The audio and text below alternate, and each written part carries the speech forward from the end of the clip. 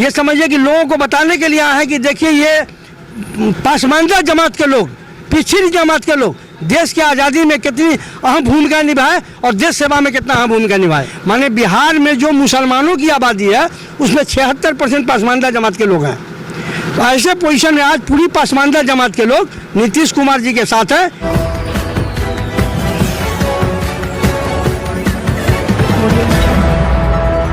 नमस्कार, बिहार मिथिला न्यूज में आपका स्वागत है। मैं हूं मनोज। देखिए, कई ऐसे गंभीर मुद्दे होते हैं जिसे जनता तक पहुंचाना आवश्यक होता है।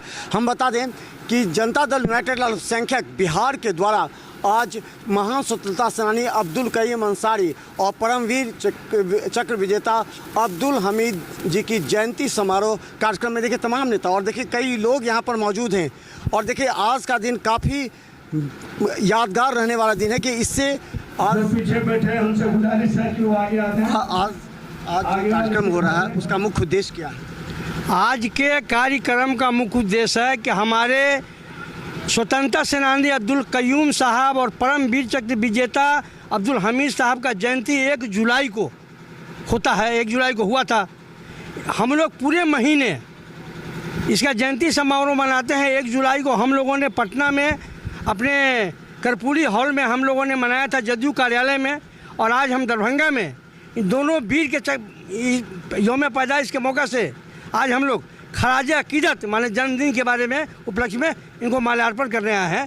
तो इसका क्या असर पड़ेगा अलग कम्युनिटी पर? देखिए, ये पसमानदा जमात के लोग थे। ये दोनों आदमी अब्दुल कयूम अंसारी जो अंसारी बिरादरी के लोग थे और परमवीर चक्र विजेता अब्दुल हमीद साहब जो दर्जी बिरादरी के लोग थे, इदरीसी बिरादरी के लोग थे। ये दोनों पसमानदा लोग थे, पसमानदा जमात के लोग थे। इन लोगों ने देश की आज़ादी में या 1965 की लड़ाई में जो वीर परमवीर चक्र विजेता अब्दुल हमीद साहब ने करके दिखाया, पाकिस्तान को 1 इंच आगे नहीं बढ़ने दिया, उनके टैंक में कूद करके अपनी जान दे दी और पाकिस्तानी फ़ौज को मुंह का खाना पड़ गया। तो ऐसे लोगों के लिए हम लोगों ने ये समझिए कि लोगों को बताने के लिए आए हैं कि देखिए ये पसमानदा जमात के लोग, पिछड़ी जमात के लोग देश की आज़ादी में कितनी अहम भूमिका निभाए और देश सेवा में कितना अहम भूमिका निभाए। अच्छा, क्या लगता है कि पसमानदा समाज के विकास की जो योजनाएं हैं क्या धरातल पर उन लोग को मिल रही है या इसके बहाने आप लोग पसमानदा समाज को जगाने का प्रयास कीजिएगा? देखिए, एक बात आप जान लीजिए, बिहार में जो जनगणना हुआ उसके मुताबिक बिहार की पूरी आबादी में 18% मुस्लिम आबादी है, जिसमें 14% पसमानदा मुसलमान हैं। 14% उनकी आबादी है। माने बिहार में जो मुसलमानों की आबादी है उसमें 76% पसमानदा जमात के लोग हैं। तो ऐसे पोजीशन में आज पूरी पसमानदा जमात के लोग नीतीश कुमार जी के साथ है। नीतीश कुमार जी के कदम में कदम मिला के चल रहे हैं और आज पसमानदा जमात इनको वोट दे करके फिर इनकी सरकार बनाने जा रही है। और 2025 से 30 में जदयू की सरकार बनेगी और फिर वो आपको जो है नीतीश कुमार जी यहाँ के बिहार के मुख्यमंत्री होंगे। देखिए, नज़ीर अहमद अंसारी हैं और जो लगातार हम बता दें ये कार्यक्रम एक अच्छा संदेश देने के लिए, क्या लगता है कि पसमानदा समाज का विकास क्यों नहीं हुआ, रुकावट कहाँ थी और उस रुकावट को दूर करने के लिए किस तरह के कदम आप नेताओं के द्वारा उठाए जाने चाहिए, क्योंकि वो लोग पढ़े लिखे भी नहीं हैं? सरकार के द्वारा सही कदम उठाया गया है। बहुत सारा कदम योजनाएं हैं जो अब सही समय पे पसमानदा समाज के पास पहुंच रही है। इंशाल्लाह आने वाले दिनों में पसमानदा समाज भी आगे बढ़ेंगे, प्रोग्रेस करेंगे।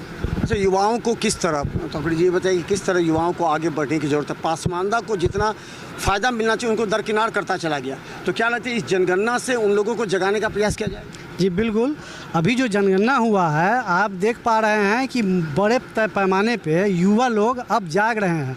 खास करके पसमानदा समाज में अब युवा लोगों ने, जब से जनगणना हुआ है और यहाँ क्लियर हो गया कि 18% में 14% पसमानदा की आबादी है। जब लोगों को पता चला, क्योंकि बहुत दिनों के बाद जो 2011 में हुआ था, उससे पहले हुआ था, उस समय बहुत सारे लोग अवेयर नहीं थे, अब अवेयर हो गए। तो युवाओं में बड़ा ही जोश आया है। अब उभर के लोग आ रहे हैं और अपनी भागीदारी के लिए लड़ाई लड़ने को तैयार है। क्योंकि जो लोग दबे कुचले थे, जिन लोगों को साइड किया गया था, वो अब सामने आ रहे हैं और अपनी दावेदारी ठोक रहे हैं और ले रहे हैं और आगे भी लेते रहेंगे। इसमें सबसे बड़ा उपलब्धि ये है कि हमारा जो जदयू की सरकार है, गठबंधन की सरकार है, जिस माननीय नीतीश कुमार जी ने अभी अभी जो बढ़ावा दिया है पासमानदा समाज को, अभी बहुत सारे आयोग के गठन हुआ है, उसमें जगह दिया है, तो इससे युवाओं में एक जोश आया है, अवेयर आया है और लोग आगे बढ़ के अब कदम से कदम मिला के पासमानदा को एक करने की कोशिश कर रहा है। क्या लगता है कि 18% पर 4% ही राज्य कर रहा है, मतलब जो 14% को मिलना चाहिए, जो राजनीतिक लाभ मिलना चाहिए, जो सामाजिक आर्थिक रूप से, वो नहीं मिल पा रहा है? जी नहीं, वो नहीं मिल पा रहा और उसी के लिए पासमानदा लड़ रहा है। 14% वाले के ऊपर 4% वाले राज कर रहे थे ड्यू टू एजुकेशन की वजह से। अब हर पासमानदा के पास एजुकेशन आ गया है, वो अपने हक की लड़ाई लड़ेगा और सरकार से अपना हक मांगेगा, अपना हिस्सा लेगा। वो पासमानदा समाज के शिक्षा के लिए क्यों नहीं काम हो रहा? पासमानदा जमात को आप और जान लीजिए, ऑल इंडिया पासमानदा मुस्लिम महाज जो भारत में रजिस्टर्ड संस्था है, हम उसके राष्ट्रीय प्रवक्ता हैं और बिहार के प्रभारी हैं। जदयू में बिहार अल्पसंख्यक प्रकोष्ठ के हम प्रदेश के उपाध्यक्ष हैं और हम लोग नीतीश कुमार जी के लिए, माननीय मुख्यमंत्री नीतीश कुमार जी जो 20 साल में कर दिखाया है बिहार के अंदर, न पहले कोई किया है और आने वाले दिन में पता नहीं बिहार का भविष्य क्या होगा। राजद तो कहती है ना ये हमारा वोट बैंक है, उस पर लगातार दबा देती है, ये तो हमेशा दिखाती है, तो पासमानदा को कितना उठाया जा रहा है? नहीं, पासमानदा जमात के लोगों के लिए नीतीश कुमार जी काम कर रहे हैं, राजद ने कोई काम नहीं किया। 15 साल के हुकूमत में राष्ट्रीय जनता दल ने कोई काम पासमानदा के लिए नहीं किया। अगर पासमानदा का नेता कोई है, आप पासमानदा के लिए किसी के दिल में दर्द है, तो वो है माननीय मुख्यमंत्री नीतीश कुमार जी। क्या लगता है 14% इस बार साथ है, उन लोगों को जगाइएगा चुनाव में? एकदम 14% लोग कदम में कदम मिला के नीतीश जी के साथ है पूरे बिहार में। तो चले हम बता दें, देखिए ये पासमानदा समाज के लड़ाई की बात है, उन्हें जगाने की बात है, क्योंकि पासमानदा समाज के वोट बैंक को तो इस्तेमाल किया जाता है लेकिन उन्हें लाभ से वंचित रखा जाता है। और देखिए यहाँ पर कितने लोग हैं और आज का यह कार्यक्रम काफ़ी मायने में महत्वपूर्ण है, क्योंकि पासमानदा समाज अगर जग गया तो 4% को नुकसान हो सकता है। देखते रहे बिहार मिथिला न्यूज़, यूट्यूब में सब्सक्राइब कीजिए, यूट्यूब पे सिर्फ धरना।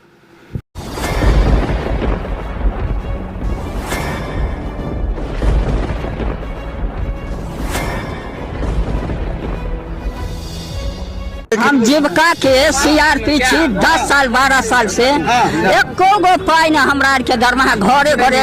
संदेश देता है कि या प्रशासनिक अधिकारी सही तरह से एक्टिव नहीं है या फिर नीतीश सरकार कंट्रोल नहीं कर पा रही है? यही सरकार में कमी है जो सर, सरकार जो कंट्रोल नहीं कर पाती है सर, बाकी जो भी है सब एक ही तरह। मनोज बाबू, आप फटे दूध से छाली निकालने वाले लोग हैं, ब्रेकिंग न्यूज के मास्टर हैं।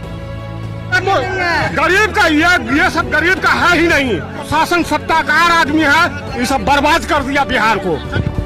तो निश्चित तौर पर केंद्र में भी हमारी सरकार होती है, बिहार में भी हमारी सरकार होती है, तो पलटू राम में फिर पलट जाते हैं।